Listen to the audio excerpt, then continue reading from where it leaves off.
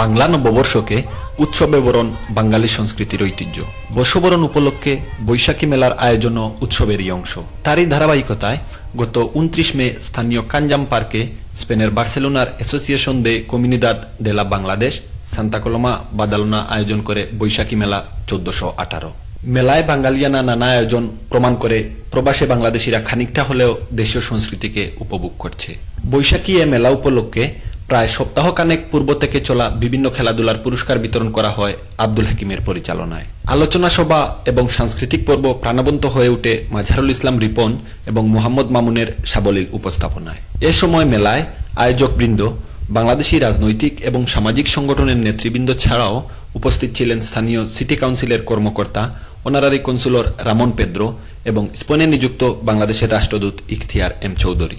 আমাদের সংস্কৃতি কৃষ্টি কি আপনারা যে সুদূর প্রবাসেও ধরে রেখেছেন এবং এখানকার যে স্থানীয় মানুষ তাদেরকেও এর সাথে পরিচিত করাচ্ছেন, সেটা এক কথায় অনবদ্য।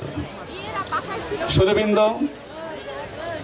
এই অনুষ্ঠানের মধ্য দিয়ে আমাদের যে পরবর্তী প্রজন্ম, তারা আমাদের জীবন সম্পর্কে অনেক কিছু জানবে।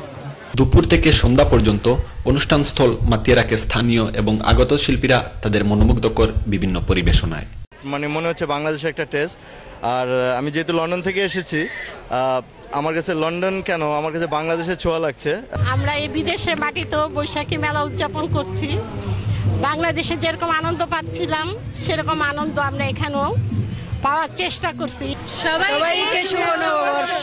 প্রবাসের শতব্যস্ততায় মানুষ ক্ষণিকের জন্য হলেও হারিয়ে গেছিল এক নির্মল বিনোদন ও আনন্দের মাঝে। খুঁজে নিয়েছিল অতীত দিনের স্মৃতি ও আপন ভুবন।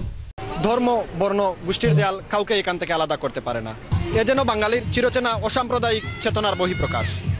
আফাজ্জনী, এনটিভি নিউজ, বার্সেলোনা, স্পেন।